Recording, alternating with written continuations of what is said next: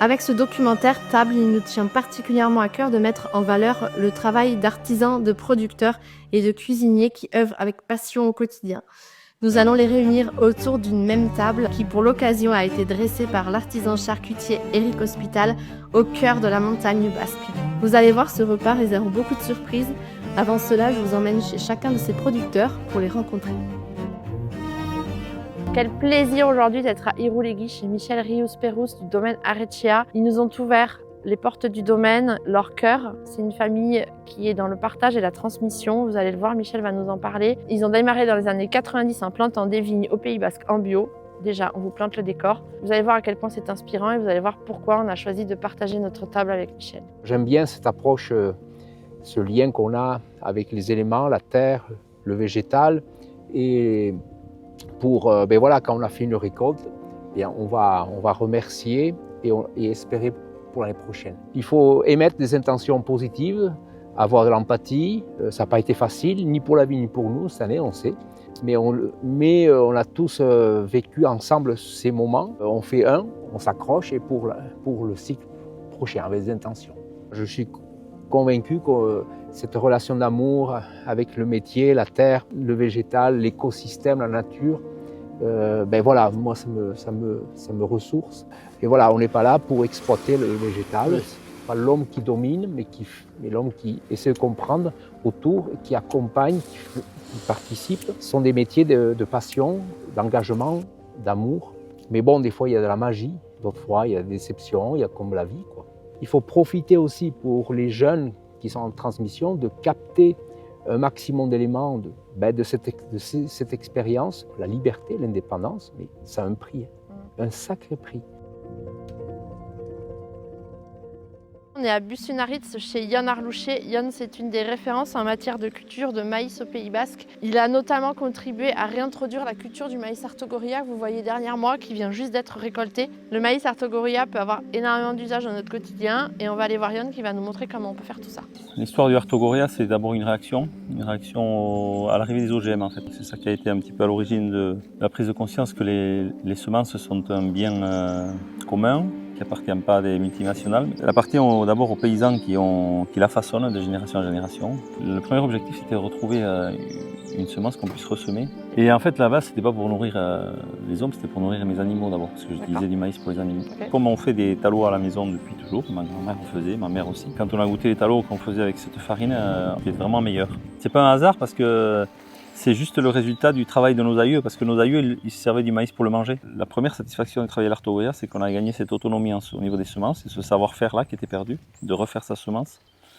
Et j'ai l'habitude de dire que la cerise sur le gâteau, c'est qu'en plus il est bon, et qu'on a mis en place un atelier, un moulin, et on fait de la farine de la polenta qu'on vend pour l'alimentation humaine, qui n'était pas prise au début, et qui est quand même du coup très satisfaisant. On est venu chercher la farine pour réaliser le sandwich qu'on a dégusté tous ensemble. Et puis on a récupéré également quelques talos faits avec 100% de farine de maïs Artogoria.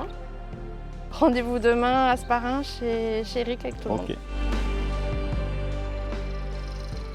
Aujourd'hui, on est chez Paul Brégeras à Arbonne. C'est un maraîcher. Il a une démarche extrêmement intéressante au niveau de la culture de ses légumes. On va aller voir ce qu'il peut nous proposer pour faire notre sandwich pour notre repas de demain. Venez avec moi. Là, c'est des petits pois qu'on peut récolter jeunes en fait. Ça fait penser un peu du caviar végétal parce que c'est hyper sucré. Ça, c'est petites billes. Et ça se mange cru. Tu peux aussi utiliser l'écosse pour. Ouais. On va peut-être en faire une huile du coup pour faire une petite mayo avec ça là.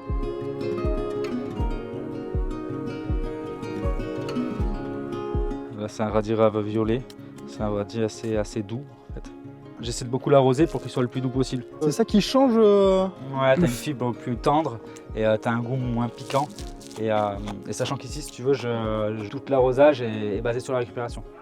Et le but est vraiment de mettre aucun produit, que ce soit bio ou chimique. C'est excellent en tout cas. C'est des anciennes variétés, donc pas fin ou quoi que ce soit, donc ce qui fait que des fois c'est peut-être pas très uniforme, mais en termes de goût c'est bien meilleur que ce qu'on peut trouver ailleurs. Ah ouais, c'est légèrement piquant mais sur la fin. Au début c'est super doux, c'est très cool. J'aime bien en manger aussi. Hier j'ai laissé Max avec la farine de maïs Artogoria, les légumes de Paul. Aujourd'hui on est dans sa boulangerie à Hérois. On va voir comment il va travailler tout ça et ce qu'on va faire avec. avec la farine de maïs Grand Martegoria de chez Jan Arlo chez Alucinaritz que j'ai confié aux mains de Max. Il nous a fait quelque chose. On a fait des petits rolls sur une base de pain de mie qu'on fait déjà ici, dans laquelle on a rajouté sa farine de maïs Grand Roux. L'odeur est C'est incroyable, incroyable. c'est top. Et en attendant, on va s'occuper des légumes de Paul. Alors ça, c'est du radirave violet. Et ça, c'est du kabou, c'est du navet japonais qu'on va faire revenir avec le thym rose. C'est de l'huile d'olivèche et de cosse de petits pois. On va essayer de monter une petite mayo avec ça et ça va faire la sauce du roll.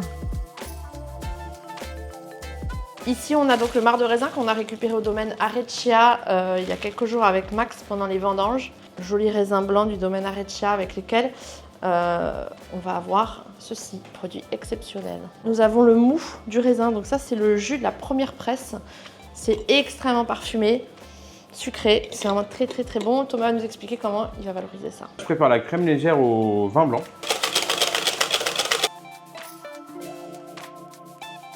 Alors là, je pars sur une gelée de vin rouge. Je vais me servir du mou de raisin pour sucrer la préparation. Je vais faire des petits cubes de gelée.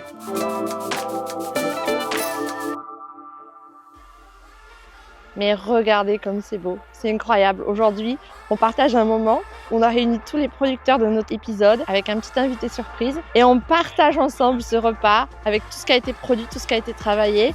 Venez, je vous emmène en cuisine. Bienvenue dans le salon chez nous, Chachouna, à Mickey. Ici, là, t'as les cèpes, pareil avec la ventrèche au ch'pi qu'on a fait au feu de bois, là, juste là. Ah, c'est là qui sont mieux que nous, putain.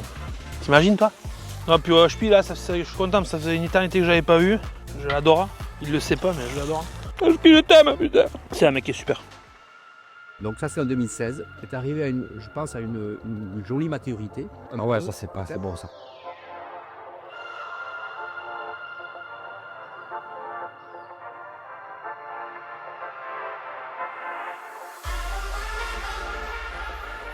Hein? Ça fait la chicha. Là oui, là oui.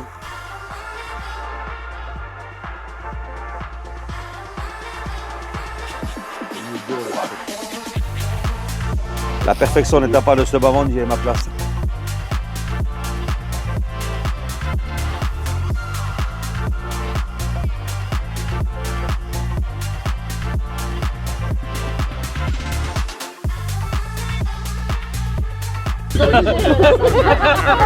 Alors, Blanc.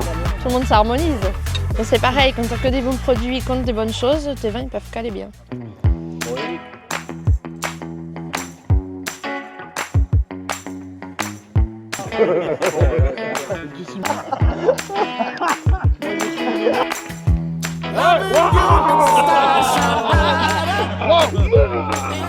Du raisin de Michel. On a mis un crémeux amande avec le raisin qu'on a fait cuire.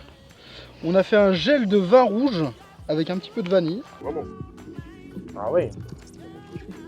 Ah, on sent le raisin, vraiment, le rouge aussi là. Ah ouais. La gelée, elle est très très La gelée, oui. J'en profite pour vous dire un énorme merci à tous. Vous nous avez tous beaucoup aidés.